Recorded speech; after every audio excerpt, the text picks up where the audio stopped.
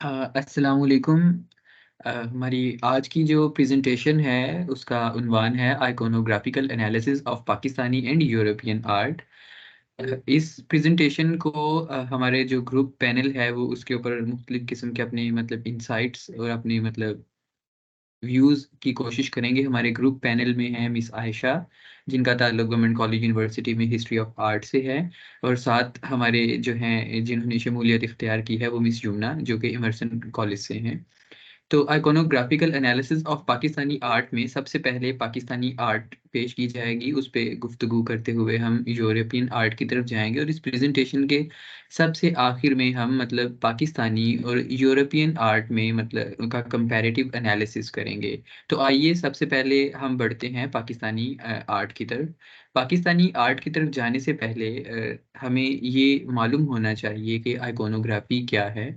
तो आइकोनोग्राफी, जिसको बुनियादी तौर पर study of science symbols and icons कहा जाता है, जिसमें किसी भी आर्ट वर्क में, किसी भी आर्किटेक्चर में या आर्ट की किसी भी चीज़ में जो साइंस होते हैं, आइकन्स होते हैं, सिंबल्स होते हैं, उनकी स्टडी की जाती है, उसको आइकोनोग्राफी कहा जाता है। आइकोनोग्राफी का जो नज़रिया था या आइकोनोग्राफी की जो थीरी थी, वो सबसे पहले पेनोफ्स्की ने मतलब इसको पेश किया था, जो कि एक आर्ट हिस्टोरियन थे। उन्होंने पेनोफ्स्की का आइडिया ऑफ आइकोनोग्राफी बुनियादी तौर पर डाइवर्ज कर रहा था, बिल्कुल मुख्तलिफ था, बिल्कुल मुतजाद समत में जा रहा था फॉर्मलिज्म के। क्योंकि फॉर्मलिज्म बुनियादी तौर पे किसी भी आर्ट के अंदर महज फिजिकल फीचर्स को देखकर उनकी स्टडी होती है, लेकिन पेनोफ्स्की ने कहा कि एक आर्ट वर्क जो एक ख़ास टाइम में ख़ास religion, philosophy, literature, science and politics को अपने अंदर समोए हुए होता है, उसको किस तरह फॉर्मलिज्म पे पढ़ा जा सकता है। उसके ज़रूर कोई ना कोई हिडन मीनिंग्स होते हैं, इंट्रिंसिक मीनिंग्स होते हैं, उसके ज़रिए किसी ना किसी चीज़ को बताने की कोशिश की जा रही होती है। तो इस वजह से इन्होंने पेनोफ्स्की ने आइकोनोग्राफी को 3 स्टेजेस में तकसीम किया है, मतलब जिनमें पहली जो स्टेज थी वो थी प्री आइकोनोग्राफिक डिस्क्रिप्शन, दूसरी थी आइकोनोग्राफिक एनालिसिस, और तीसरी थी आइकोनोग्राफिकल मतलब इंटरप्रिटेशन, जिसको इंट्रिंसिक मीनिंग्स भी कहा जाता है। प्री आइकोनोग्राफिक डिस्क्रिप्शन में पेनोफ्स्की ने कहा कि हम किसी भी आर्ट वर्क में नेचुरल सब्जेक्ट मैटर को देखते हैं, उसके अंदर हमें विजुअली जो एलिमेंट्स नज़र आ रहे होते हैं उनको बगैर रेफरेंस के, बगैर किसी चीज़ के रिकग्नाइज करते हैं। और ये अगर अपनी ज़ात में अगर हम इसको वसीउन नज़र देखें तो ये एक फॉर्मलिज्म ही की तरह का एक एनालिसिस होता है, जिसमें हम किसी भी आर्ट वर्क के अंदर बज़ाहिर नज़र आने वाली चीज़ों को देख रहे होते हैं, या उनका मुताला कर रहे होते हैं, या उनको समझने की कोशिश कर रहे होते हैं। अब आइकोनोग्राफिक एनालिसिस की जो दूसरी स्टेज है, जो उसको बुनियादी तौर पर आइकोनोग्राफिक एनालिसिस ही कहा जाता है, और उसके अंदर हम किसी भी इमेज, किसी भी आर्ट, किसी भी आर्ट वर्क या आर्किटेक्चर को के किसी मतलब नाउन स्टोरी के साथ जोड़ रहे होते हैं, या ऐसी चीज़ तलाश कर रहे होते हैं कि इस आर्ट वर्क के मुतालिक कोई नाउन स्टोरी पाई जाती है या नहीं पाई जाती। और बुनियादी तौर पर ज़्यादातर आर्ट के बारे में ऐसी स्टोरीज पाई जा रही होती हैं। फिर उसके अंदर हम कैरेक्टर्स को रिकॉग्नाइज करते हैं, और ख़ास तौर पे उन उस आर्ट वर्क के अंदर हम स्पेसिफिक सेटिंग्स के साथ साथ कन्वेंशनल सिंबल्स और एलिग्रीज को देखते हैं, और उन कन्वेंशनल सिंबल्स की को आइडेंटिफाई करते हैं कि ये कन्वेंशनल सिंबल्स कहते क्या हैं, बोलते क्या हैं, अटर क्या करते हैं, स्पीक क्या करते हैं, और ये कहने की कोशिश क्या कर रहे हैं। इन दूसरी स्टेज जो है हमें बुनियादी तौर पर हमवार करती है इस तीसरी स्टेज पर जाने के लिए, जिसमें हम आर्ट वर्क के अंदर इंट्रिंसिक मीनिंग्स को, दबे हुए मानी को, आर्ट वर्क के अंदर मुख्तलिफ शेड्स होती हैं, जो लेयर्स होती हैं मानी की, और दबी हुई होती हैं और बज़ाहिर नज़र नहीं आ रही होती, उनको पढ़ते हैं और उनकी इंटरप्रिटेशन करते हैं, उनकी तशरीह करते हैं, और उनको माशरे के अंदर पाए जाने वाली नाउन स्टोरी के साथ जोड़ते हैं, और एक बिल्कुल अलग चीज़ बयान करते हैं। या बुनियादी तौर पर अगर ये कह लिया जाए कि हम आर्ट वर्क को ज़बान देते हैं, ठीक है? इसके अंदर हम मीनिंग्स जो डिसाइफ मतलब दबे हुए मीनिंग्स को, गहरे जो मानी होते हैं आर्ट वर्क के अंदर, उनको डिसाइफर करते हैं, अनअर्थ करते हैं, और ये तमाम चीज़ें हमें ख़ास कल्चर की, रिलीजन, फ़िलॉसफ़ी, हिस्ट्री की जितनी भी फ़ोर्सेस होती हैं, उन सबको मद्देनज़र रखते हुए करते हैं। अब मिस आयशा जो हैं वो मतलब इन स्टेजेस पे कुछ कहना चाहेंगी, तो प्लीज़ मिस। Uh, जी, Adil, you have explained very well. मैं बस यही ऐड करना चाहूँगी कि जस्ट फॉर द ऑडियंस कि what exactly first step is, वो यही होता है कि आपने इन शॉर्ट, इन सिंपल, कि what is in that painting और in that specific piece of art work, आपने सिर्फ ये एक्सप्लेन करना होता है कि हमें दिख क्या रहा है, हम देख क्या सकते हैं। उसकी समझ पे उसका मीनिंग जो है वो अगली स्टेजेस पे आता है। और इसी तरह जो दूसरी स्टेज है जो कि आपने ऑलरेडी एक्सप्लेन की है, इकोनोग्राफिकल एनालिसिस, उसमें भी हम यही देखते हैं कि व्हाट के साथ साथ when that art piece was created और मेड, और where was it made, and how was it made. और जब थर्ड स्टेज आती है जो कि आइकोनोलॉजिकल इंटरप्रिटेशन है, जिसमें हम इंट्रिंसिक मीनिंग्स ढूंढते हैं और उन डीपर मीनिंग्स को उस स्पेसिफिक कॉन्टेक्स्ट में रख के उसे रिलेट करते हैं ख़ास बैकग्राउंड या ख़ास कल्चर के साथ। तो इन व्हाट, व्हेन और वेयर और हाउ के साथ-साथ हम कहते हैं कि why this art was made, why specifically artist focused on these things, यही थीम क्यों लिया, यही स्टाइल क्यों लिया, और अगर ये लिया है तो यही आइकन्स और एलेगोरीज क्यों ली, इनके स्पेसिफिक कल्चर्स, ये मीनिंग है तो किसी खास इवेंट या आर्टिस्ट की अपनी कोई पर्सनल हिस्ट्री के साथ तो नहीं मिले हुए। तो ये इसकी आइकॉनोग्राफिकल एनालिसिस में मैं थोड़ा-सा ऐड करना चाह रही थी। बहुत शुक्रिया आपका। आपने बहुत अच्छे तरीके से इन 3 स्टेजेस को आपस में मिलाया और इसको बहुत वाज़ेह करने की कोशिश की है।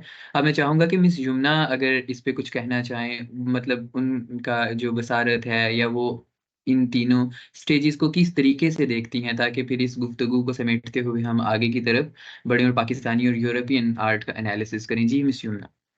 बिल्कुल अदील, जैसे अब आपने आइकोनोग्राफी की तीनों स्टेजेस बताई हैं। अगर मैं इन स्टेजेस को देखती हूँ, जब हम फर्स्ट स्टेज में आते हैं तो फर्स्ट ऑफ ऑल हम जब कोई भी पेंटिंग देखते हैं तो पहले उसका स्ट्रक्चर हम देखते हैं और उसका टेक्सचर देखते हैं कि ये पेंटिंग किस तरह से बनाई गई है, इसमें कौन से कलर और कौन से फिगर वगैरह यूज हुए हैं। जब हम सेकेंड स्टेज पर आते हैं तो सेम हाउ हम उसकी स्टोरी और उसका मेनली कि ये करेक्टर क्यों यूज हुआ है, हम इसकी तरफ आते हैं। और जब लास्ट में जब हम इसको एनालाइज करते हैं, इनमें इंटरप्रिटेशन करते हैं, तो हम अपना पॉइंट ऑफ व्यू भी इसमें ऐड करते हैं कि इस पेंटिंग को देखते हुए हमें इसके बारे में क्या समझ में आ रहा है, और जो एक आर्टिस्ट है उसका रियल मीनिंग होता है उसका भी आंसर करते हैं। और जो भी ऑडियंस होती है उनके जितने भी तमाम सवाल होते हैं हम उनका जवाब देते हैं। अब अदिल आप आगे जी। स्टार्ट कर सकते हाँ, बहुत बहुत शुक्रिया आपका। शायद अगर मैं अब आप दोनों की बातों को मद्देनज़र रखें तो हम ये कह सकते हैं कि हम इस सतह पे हैं कि जहाँ पे हमें बहुत अच्छे तरीके से आइकोनोग्राफी की और आइकोनोग्राफिक एनालिसिस, आइकोनोलॉजिकल इंटरप्रिटेशन की समझ आई है। अब हम चाहते हैं कि हम इन 3 स्टेजेस को, जिनको हमने मतलब पढ़ा है, समझा है, इसको पाकिस्तानी आर्ट और यूरोपियन आर्ट पर एम्प्लॉय करें, ताकि फिर बाद में हम इनका कंपैरेटिव एनालिसिस कर सकें। तो जैसा कि पाकिस्तानी आर्ट है वो बुनियादी तौर पर मेरा हिस्सा है, मैं उस पे अब गुफ्तगू करना चाहूँगा पाकिस्तानी आर्ट पे, और आइकोनोलॉजिकल इंटरप्रिटेशन या आइकोनोग्राफिकल एनालिसिस की रोशनी में उसको देखना चाहूँगा।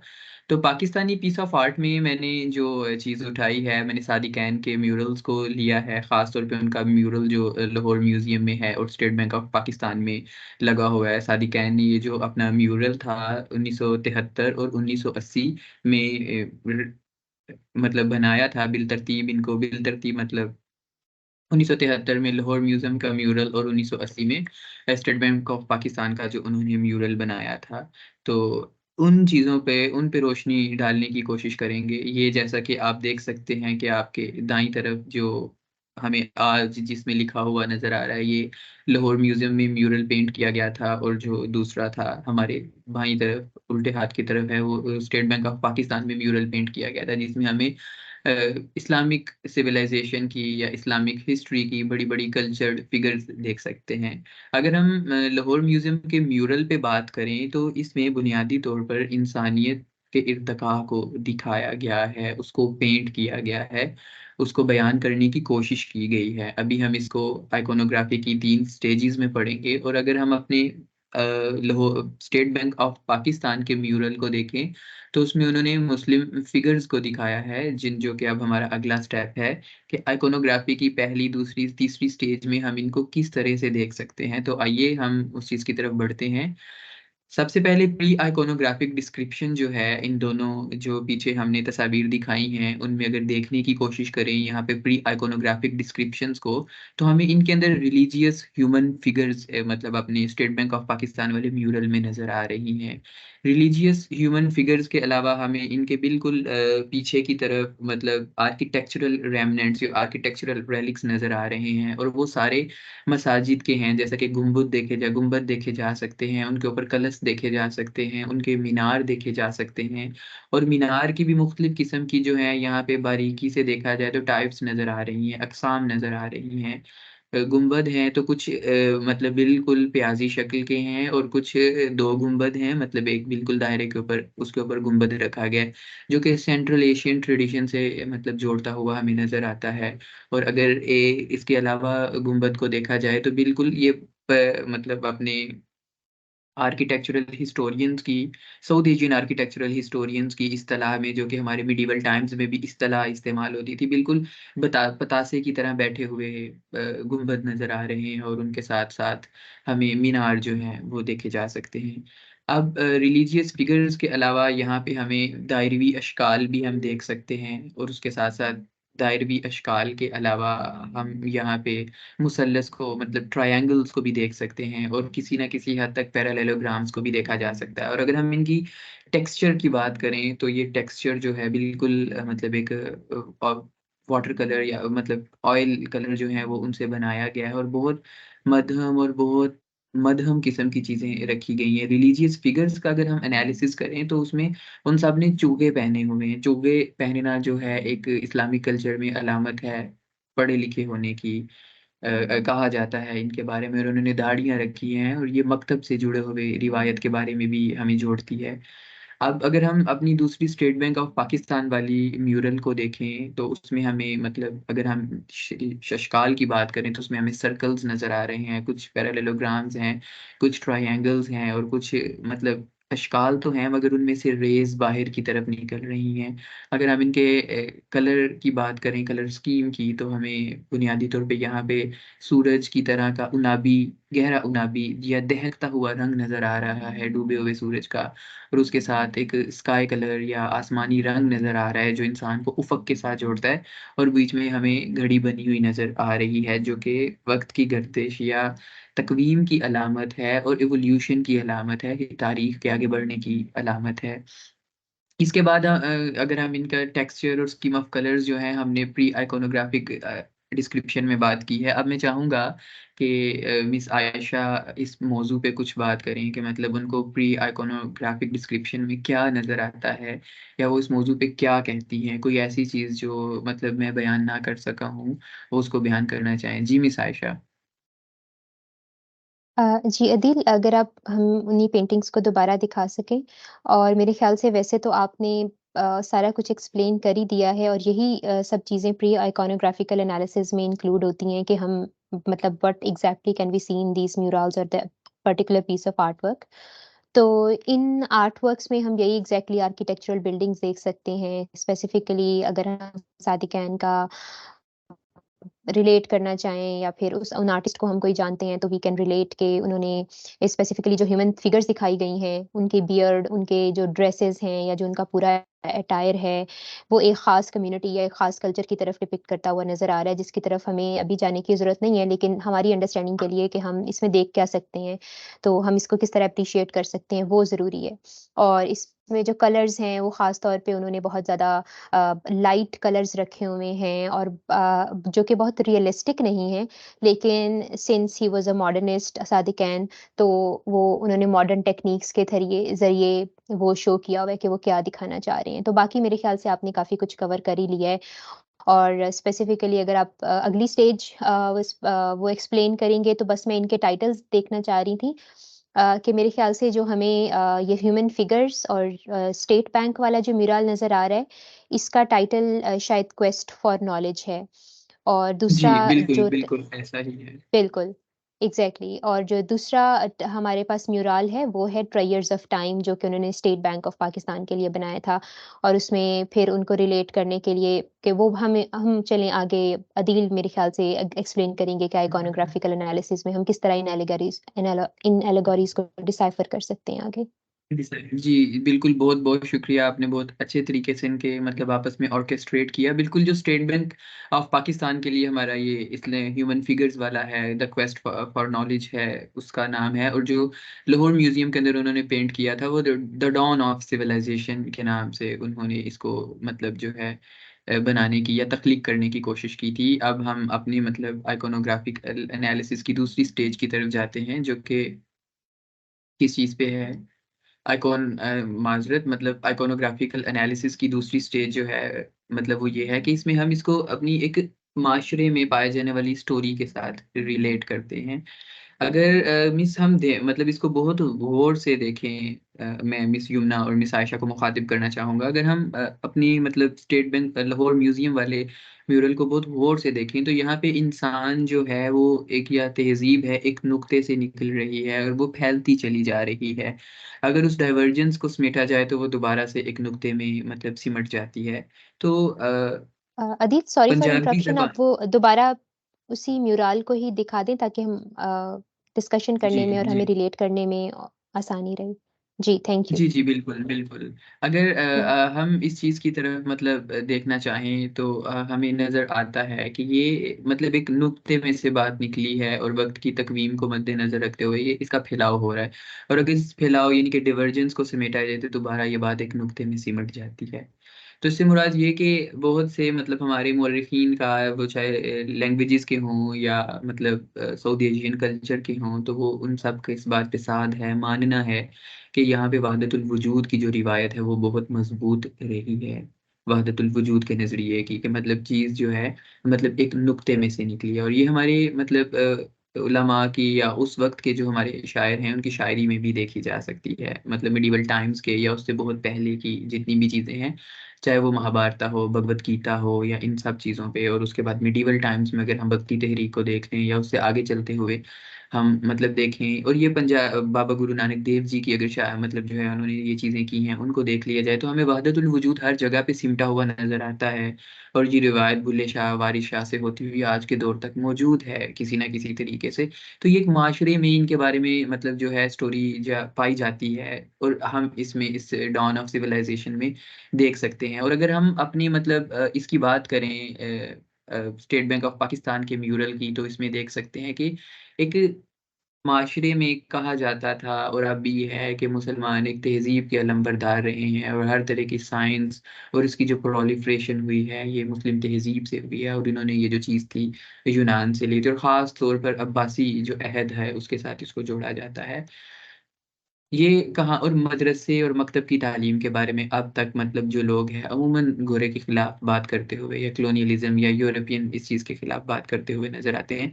तो हम माशरे में पाए जाने वाली इस मतलब जो कहानी है उसके साथ इस रिवायत के या इस तसलसल को जोड़ सकते हैं देख सकते हैं। और कहा जाता है उनके बारे में सादिक़ैन के कि वो मतलब मुस्लिम आइडेंटिटी के अलंबरदार थे, जिसको हम अपनी आगे आने वाली स्टेजेस में पढ़ेंगे देखने की कोशिश करेंगे। तो मतलब जो अपनी आइकोनोग्राफिकल इसके अगर अंदर हम मतलब विजुअल कन्वेंशंस ऑफ कल्चर जो नज़र आती हैं वही हमें अपने मतलब मुस्लिम उलमा नज़र आते हैं। या फिर उसके साथ हमें अगर लाहौर म्यूज़ियम के म्यूरल को देखें तो उसमें हमें बुनियादी तौर पे जो चीज़ नज़र आती है वो वक्त की तकवीम और उसके बाद ये आज और उसके साथ मतलब ये चीज़ें इंसानियत की फ़ना जो नज़र आ रही है कि मतलब एक चीज़ बेशक नुक्ते में से निकली है मगर उसके एक दिन क्या है कि उसने बिखर जाना है और बिखर के दोबारा सिमट जाना है। तो ये चीज़ें हम मतलब इस जगह पे देख सकते हैं और इस एलिग्रीज में मतलब इनके कलर कॉम्बिनेशंस में और आइकन्स में भी ये चीज़ें देखी जा सकती हैं।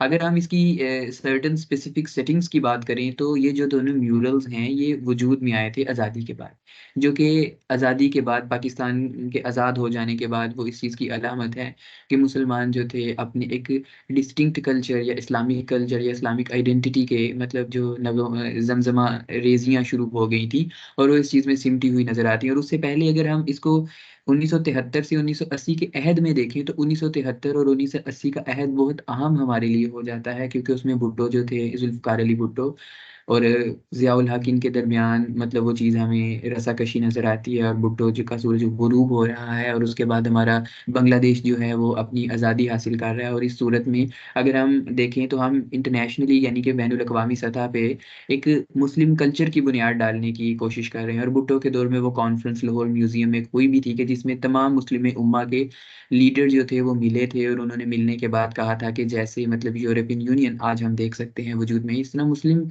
मुस्लिम्स भी होने चाहिए जिनका एक प्लेटफॉर्म हो, उस पर इकट्ठे हों और वो मिलकर अपनी हिफाजत कर सकें, बका कर सकें। और अगर हम इसको उन स्पेसिफिक सेटिंग्स में देखें तो इसके बहुत ज़्यादा अहम मीनिंग्स बन जाते हैं। उसके बाद अब मैं चाहूँगा कि मिस आयशा इस पे गुफ्तगू करें और नुक्तिया मूवमेंट से बात करते हुए इसके मज़ीद हिडन मीनिंग्स को, जो कि हम आगे भी देखेंगे, लेकिन आइकोनोग्राफिकल एनालिसिस में देखें, और मिस यमुना भी इस पे कुछ रोशनी डालें। जी मिस। जी Adeel, that was it I guess. और बस मैं थोड़ा सा ये ऐड करना चाहूँगी कि व्हेन वी टॉक अबाउट सादिक़ैन, तो सादिक़ैन की जो पेंटिंग टेक्निक्स हैं वो हमें काफ़ी ज़्यादा डिफरेंट मिलती हैं बिफोर इंडिपेंडेंस, आफ्टर इंडिपेंडेंस, या फिर आफ्टर पार्टीशन 1947 के बाद 50s 60s में उनका स्टाइल जो है वो थोड़ा सा चेंज होता हुआ भी नज़र आता है। ठीक है, तो वो जैसे जैसे हम उनके म्यूरल्स भी देखते हैं तो उन म्यूरल्स में आपकी जैसे रजीम चेंज हो रही हैं या इंस्पिरेशन, ऑब्वियसली वो एक बहुत बड़े आर्टिस्ट थे और एक सेल्फ टॉट आर्टिस्ट थे जो कि हमारे कल्चर की, हमारी सोसाइटी को भी डिपिक्ट कर रहे थे। लेकिन जैसे जैसे रिजीम चेंज हो रही है तो वो उन स्टेट की आइडियोलॉजीज को भी डिपिक्ट कर रहे थे। आपने वो पॉइंट उठाया कि 1973 में जो हम यहाँ पे म्यूरल दिखा रहे हैं और फिर 1980s में वो स्पेसिफिकली सेटिंग में किस तरह हम रिलेट कर सकते हैं, तो सही वो जो ज़ियाउल हक की इस्लामाइजेशन का पीरियड था और भुट्टो का ख़त्म होने का पीरियड था, तो उन रिजीम्स के साथ भी हम रिलेट कर सकते हैं। और जब हम सादिक़ैन की म्यूरल्स की बात करते हैं तो और इंस्पिरेशन की बात करते हैं, तो जो काफ़ी आर्ट हिस्टोरियंस हैं या काफ़ी आर्टिस्ट्स हैं, वो जिस तरह अभी हमने ये क्वेस्ट फॉर नॉलेज म्यूरल है, इसी तरह एक और म्यूरल है सादिक़ैन का एवोल्यूशन ऑफ मैनकाइंड। तो काफ़ी आर्टिस्ट जो हैं इन म्यूरल्स को वो रफ़ेल की, जो कि रेनेसांस के एक बहुत बड़े आर्टिस्ट थे, माइकल एंजेलो, रफ़ेल वगैरह।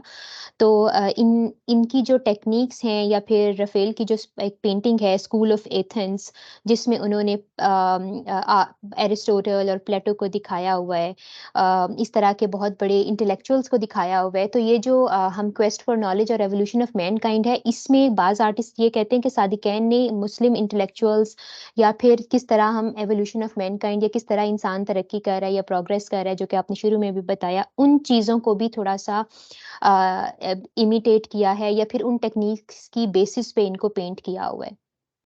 जी, जी। जी। बिल्कुल, बिल्कुल। आप बिल्कुल मतलब दुरुस्त फरमा रहे हैं। मैं इससे 100% मुत्तफ़िक हूँ कि ये एक सिलसिला है जो पीछे मतलब के कैसे जुड़ा हुआ है, और बिल्कुल इस तरीके से मतलब वज़ीरा ज़िम्मेदार हो गई या फिर वज़ीरा ज़िम्मेदार हाउस सेक्युलर इज़ आर्ट नामी किताब में इस चीज़ को देखती हैं, और वो बिल्कुल इसे इस्लामिक आइडेंटिटी के साथ जोड़ती हैं कि किस तरीके से आइडेंटिटी की पॉलिटिक्स जो थी सादिक़ैन के यहाँ हुई है। या उससे पहले अगर हम इफ्तिख़ार दादी के काम को देखें तो इफ्तिख़ार दादी के जो किताब है मॉडर्निस्ट पेंटिंग्स के ऊपर, उसमें भी हमें ये चीज़ नज़र आती है। तो मिस यमुना, मैं आपसे चाहूँगा कि आप भी अगर इस मौज़ू पे कुछ मतलब बात करें, ताकि मतलब जो चीज़ें तशना रह गई हैं या हमसे नहीं हो सकी, वो चीज़ें कुछ सामने आ जाएँ। जी मिस यमुना। बिल्कुल, जब मैं इस पेंटिंग को देखती हूँ, जो भी इसमें ह्यूमन फिगर्स हैं और वो इस्लामी कल्चर को रिप्रेजेंट करते हैं। जैसे कि जो पाकिस्तान की एक आइडेंटिटी है, एक रिलीजियस की बेस पर पाकिस्तान आया था इंडिपेंडेंस के टाइम पर भी। और अगर अब भी हम देखें 1973 में भी देखें तो मतलब लोगों ने रिलीजियस को एज अ टूल भी यूज किया अपने पीरियड्स को प्रोलॉन्ग करने के लिए। जो भी मिलिट्री डिक्टेटर्स आए या जो भी पॉलिटिक्स में एंटर हुआ, उसने मतलब अपना एक पीरियड को प्रोलॉन्ग करने के लिए एक रिलीजियस तौर पर मतलब रिलीजियस के बेस पर वो आगे निकला। तो अगर ये देखते हैं तो यहाँ पर इस्लामिक कल्चर भी नजर आता है और डिफरेंट पाकिस्तान की आइडेंटिटीज भी नजर आती हैं, पाकिस्तान का एक मल्टी कल्चर भी नजर आता है, डाइवर्सिटी भी नजर आती है। और बिल्कुल अगर इसमें एक पेंटिंग में जो एक घड़ी है, घड़ी से ये एक टाइम का तयन भी होता है कि किस तरीके से ये सारी चीजें एक ही वक्त में हो रही हैं और एक ही जगह पर जमा है और इसके डिफरेंट पर्सपेक्टिव हैं, वो इस पेंटिंग में मुझे नजर आते हैं। आगे आप बताएं। जी जी जी बहुत शुक्रिया आपका, बहुत शुक्रिया। बिल्कुल। और सादी कैन अपनी नुक्तिया मूवमेंट जो थी मिडिल ईस्ट में शुरू हुई थी 1967 के बाद, अरब स्प्रिंग के बाद, तो उससे बहुत ज़्यादा मुतासिर थे, जो जो कि इस्लामिक आइडेंटिटी की बात करती थी। मगर खैर अब मुझे लगता है कि हमने इस मौजू पे काफ़ी अच्छी सैर हासिल गुफ्तगू की है। अब हम आगे की तरफ मतलब इन आर्ट वर्क्स को, पाकिस्तानी आर्ट वर्क्स को देखना चाहेंगे इसके आइकोनोलॉजिकल इंटरप्रिटेशन में। तो वो इस सिलसिले में मतलब जो है क्या कहते हैं। तो आइए अब हम बढ़ते हैं आइकोनोलॉजिकल इंटरप्रिटेशन की तरफ। तो आइकोनोलॉजिकल इंटरप्रिटेशन जो है, जैसा कि हमने आइकोनोग्राफिकल एनालिसिस को पढ़ते हुए इस चीज़ को डिस्कस किया था कि ये इंट्रिंसिक मीनिंग्स को देखती है, डीपर मीनिंग्स को डिसाइफर करती है। तो अगर हम मतलब और ख़ास तौर पे ये आर्ट वर्क को उस दौर के रिलीजन, फिलोसफी, पॉलिटिक्स और कल्चर के साथ जोड़ रही होती है, और उस तमाम इनके मतलब दायरे के में अगर रखा जाए तो इन तमाम ये फोर्सेस होती हैं जो एक आर्ट वर्क को किसी ना किसी हद तक मुतासिर कर रही होती हैं। तो जब हम इंट्रिंसिक मीनिंग्स को निकालते हैं तो इन्हीं शेड्स को, इन्हीं कलर्स की मतलब को हटा के हम देखने की कोशिश करते हैं। अगर हम इंट्रिंसिक मीनिंग्स को देखें इन दोनों पेंटिंग्स में बुनियादी तौर पे, तो हमें मुस्लिम कल्चर जो है नज़र आता है, इस्लामिक आइडेंटिटी नज़र आती है, या मुस्लिम आइडेंटिटी नज़र आती है। अब ये सवाल है कि ये इस्लामिक आइडेंटिटी नज़र क्यों आती है। सादिक कैन जो थे वो इस्लामिक आइडेंटिटी को पेंट क्यों करते थे। और बुनियादी तौर पर यहाँ पे कुछ हिस्टोरियंस का कहा जाना है कि ये इकबाल के फ़लसफ़ाए खुदी से बहुत मुतासिर थे। इन्होंने इकबाल के फ़लसफ़ाए खुदी को मतलब इस्लामिक आइडेंटिटी के ऊपर जो है वो एम्प्लॉय करने की कोशिश की है। और दूसरी बात ये कि ये इस्लामिक नेशनलिज्म की बात करते हैं। जैसा कि हमें पेंटिंग में नेशनल एस्थेटिकल आइडियोलॉजीज जो हैं वो नज़र आती हैं म्यूरल्स में। और सादी कैन ने कैलीग्राफी में भी इन चीज़ों को दिखाने की कोशिश की अपनी। अगर उनके कैलीग्राफी के आर्ट वर्क्स को देखा जाए तो वो किस तरीके से इन चीज़ों को शो कर रहे थे। और आखिरी जो मतलब मैं बात करना चाहूँगा, ये पाकिस्तानी स्टेट की आइडियोलॉजिकल इंटरप्रिटेशंस बताती हैं कि पाकिस्तानी स्टेट का नैरेटिव क्या है, उसकी आइडियोलॉजी क्या है, वो किस नैरेटिव से जुड़ी है, और वो किस तरीके से अवाम को मतलब मुस्लिम नेशनलिज्म के स्फीयर में लाना चाह रही है, और यहाँ पे ला के मतलब उनको एक ख़ास किस्म का नैरेटिव दे रही है।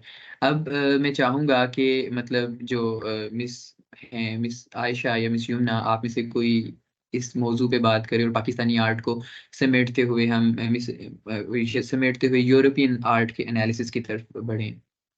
जी मिस यमुना।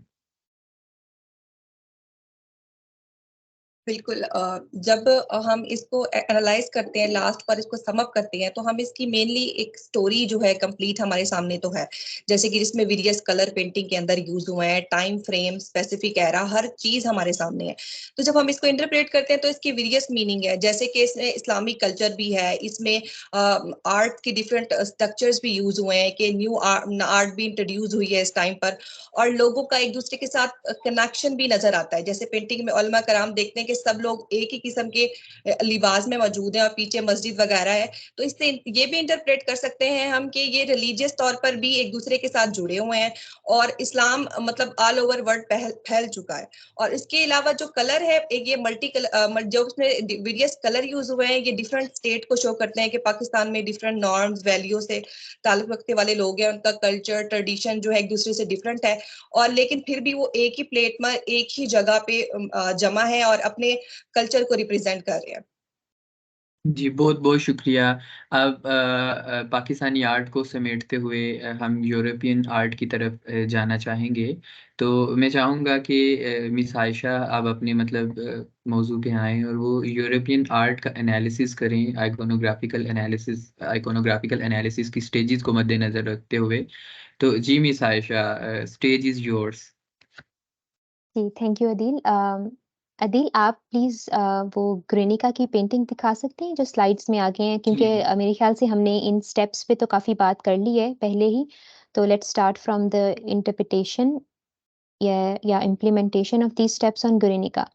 तो अभी जो हम पेंटिंग्स एक यूरोपियन आर्ट वर्क सिलेक्ट किया है आइकॉनोग्राफिकल एनालिसिस के लिए according to the 3-step method of Panofsky, that is Guernica. Guernica was painted by Pablo Picasso और ये it's one of the most famous piece जिसको एक प्रोटेस्ट आर्ट वर्क भी कहा जाता है या एक एंटी वॉर आर्ट वर्क भी